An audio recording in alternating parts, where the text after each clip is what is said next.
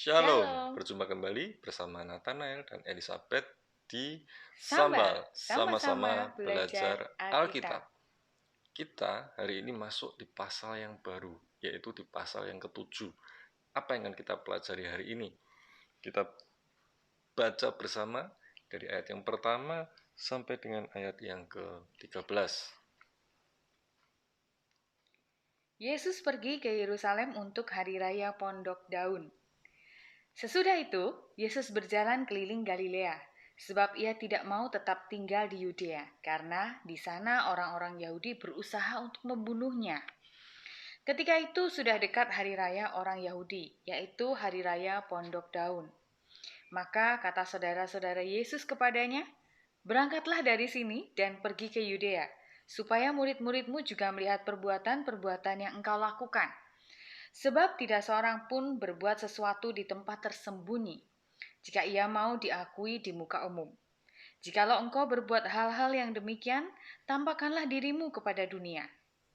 Sebab saudara-saudaranya sendiri pun tidak percaya kepadanya. Maka jawab Yesus kepada mereka, "Waktuku belum tiba, tetapi bagi kamu selalu ada waktu. Dunia tidak dapat membenci kamu, tetapi ia membenci aku, sebab aku bersaksi tentang dia, bahwa pekerjaan-pekerjaannya jahat. Pergilah kamu ke pesta itu, aku belum pergi ke situ karena waktuku belum genap." Demikianlah katanya kepada mereka, dan ia pun tinggal di Galilea. Ya. Ada beberapa hal yang bisa kita pelajari dari pembacaan kita pada hari ini. Yang pertama, yaitu ketika Tuhan Yesus berjalan berkeliling di Galilea, karena ia tidak mau, di sini dikatakan tidak mau untuk tetap di Yudea. Kenapa? Karena di situ orang-orang Yahudi berusaha untuk membunuhnya. Nah, kita tahu bahwa pelayanan Yesus itu dimulai ketika Yesus berusia 30 tahun. Dan pada saat memang tidak ada spesifik waktu ya, tapi perkiraannya itu Yesus disalibkan itu di usia 33 atau 33 setengah gitulah. Nanti pelayanannya kan kira-kira 3 sampai 3,5 tahun. Nah, di masa waktu 3,5 tahun ini Tuhan Yesus harus menyebarkan Injil dan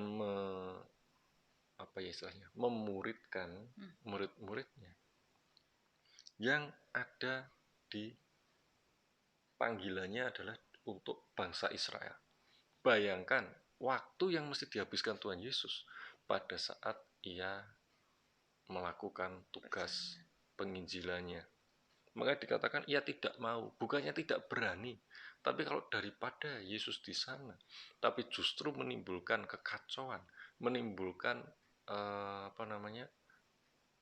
gangguan bagi orang banyak, karena pasti orang-orang yang mengenal Yesus pun tidak mau Yesus ditangkap. Karena kita tahu beberapa kali orang Yahudi akan menangkap, tapi mereka takut kalau orang banyak marah. Itu dicatat beberapa kali di Alkitab seperti itu. Sehingga akhirnya daripada terjadi hal-hal yang demikian, maka Yesus memilih untuk ia kembali ke Galilea dan berjalan berkeliling mengabarkan Injil di wilayah Galilea.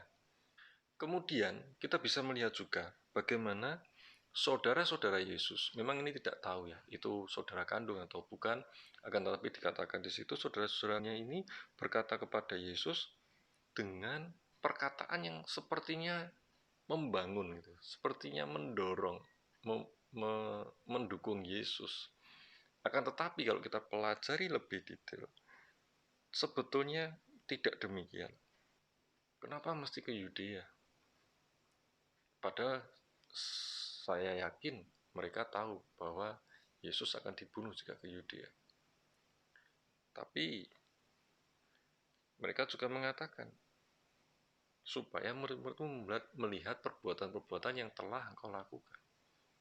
Ini seolah-olah mendorong Yesus membawa perbuatan-perbuatannya yang ajaib ke Yudea.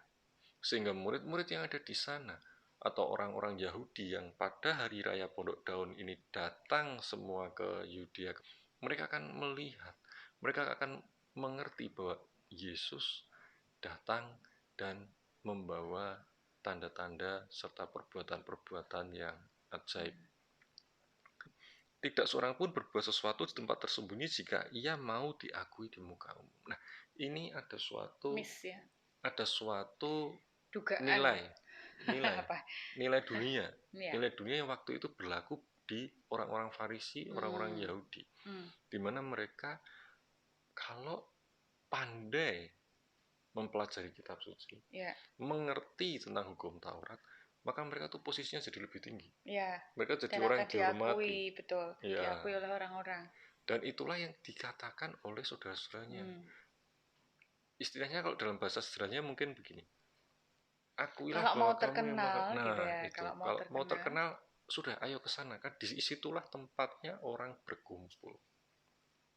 Dari seluruh dunia kalau bisa dikatakan. Jikalau engkau berbuat hal yang demikian, tampakkanlah dirimu kepada dunia. Jikalau, berarti mereka sebetulnya nggak ngerti. Mereka hanya mendengar. Kalau bahasanya bisa nih, kalau memang kamu berbuat hal demikian, tunjukkanlah, buktiin, gitu ya. Betul. Nah, disitulah. Makanya di sini juga dikatakan saudara-saudaranya sendiri pun tidak percaya kepadanya di ayat berikutnya. Ini yang menjelaskan dari perkataan tadi ya. Dan kemudian Yesus menjawab dari perkataan saudara-saudaranya itu, waktuku belum tiba. Sedangkan waktumu selalu ada. Ya, sekali lagi Yesus sangat memperhatikan waktu. Begitu detail. Waktu yang harus ia gunakan, ia perhitungkan dengan baik. Ia harus melakukan apa dalam hal ini. Mengajar, pergi kemana, dan pada saatnya untuk ke Yudea, ia tetap akan ke Yudea. Tapi di sini ia katakan kepada saudara-saudaranya, berangkatlah dulu, aku belum, waktuku belum. Belum berarti bukan tidak, tapi belum. Tetap akan berangkat, tapi kalau waktunya sudah tepat. Ya. Nah, itu yang dikatakan kepada mereka dan Yesus tetap tinggal di Galilea. Di ayat 7 kita juga mempelajari dunia tidak dapat membenci kamu. Tetapi ia membenci aku sebab aku bersaksi tentang dia bahwa pekerjaan-pekerjaannya jahat. Nah,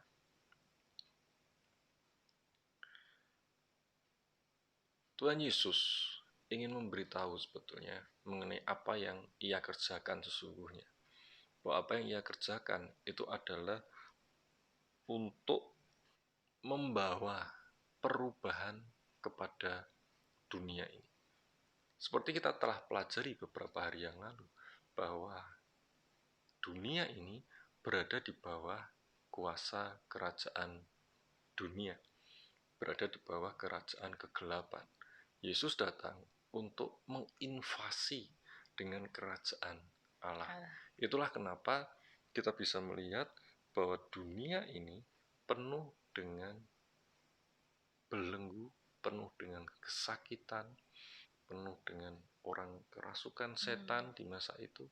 Sehingga saat Yesus datang dan membawa kelepasan bagi mereka yang dibelenggu dan disiksa, dikuasai oleh roh-roh jahat, tentu saja penguasa kerajaan dunia pasti membenci Yesus. Itulah kenapa kemudian penguasa kerajaan dunia ini yang juga membelokkan motivasi-motivasi dari orang-orang yang duduk di kepemimpinan keagamaan, yakni orang Farisi dan lain sebagainya. Bagaimana mereka dengan pandainya memilih untuk melihat tradisi dan aturan daripada mengerti sebetulnya apa kehendak Bapa.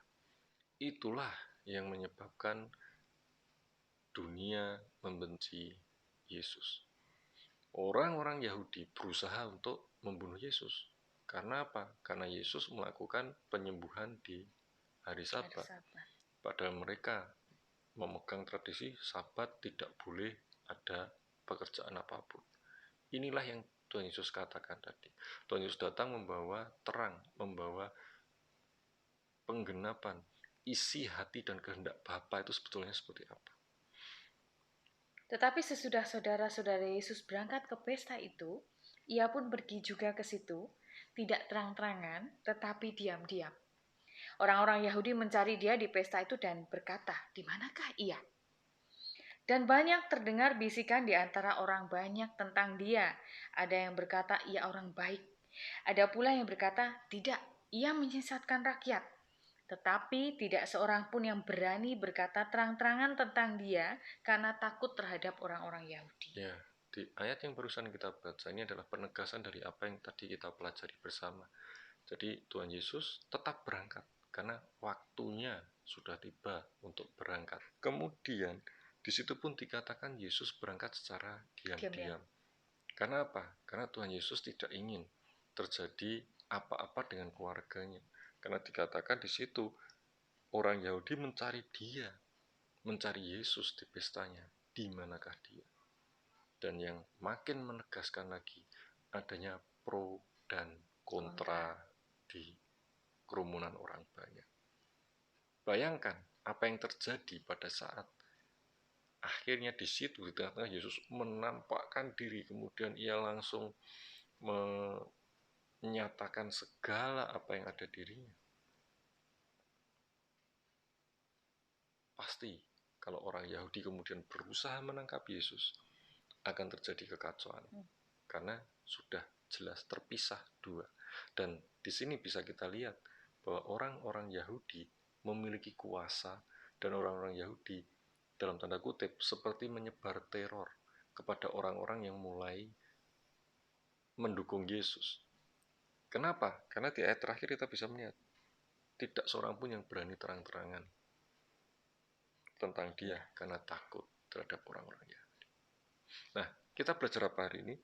Yang pertama kita bisa melihat Yesus adalah pribadi yang sangat menghargai waktunya. Ia memanfaatkan waktunya untuk melakukan pekerjaannya di tempat di mana ia bisa diterima, di tempat di mana ia tidak ditolak. Yang kedua yang kita pelajari adalah Yesus adalah pribadi yang juga tahu bahwa ia hanya utusan. Segala yang ia ajarkan dan ia lakukan dengan membuat tanda dan mujizat, itu semua adalah karena perkenanan Bapa, karena Bapa yang mengutusnya dan mengerjakan itu melalui dirinya. Sehingga Yesus tidak mengambil keuntungan dari itu. Tuhan Yesus tidak mengambil kredit atau ikut nunut nama. Ikut numpang nama, numpang tenar atas apa yang Bapa lakukan melalui diri. Yang ketiga, Yesus adalah pribadi yang berhati-hati. Ia bukanlah pribadi yang bertindak mentang-mentang karena utusan Allah, maka ia serampangan melakukan segala sesuatu. Tapi ia mau untuk memperhatikan kepentingan orang banyak. Ia mau untuk menghindari konflik supaya cara memberitakan Injil damai sejahtera sesuai dengan kehendak Bapa. Haleluya. Mari kita berdoa.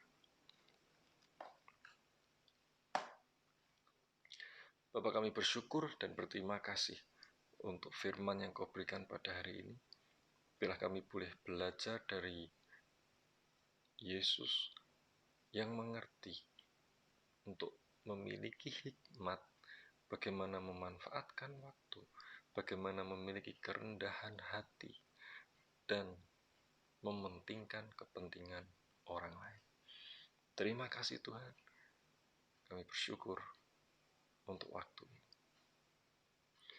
Di dalam nama Tuhan Yesus kami berdoa dan mengucap syukur. Haleluya. Amin. Itu sambal kita hari ini. Kita akan berjumpa lagi besok.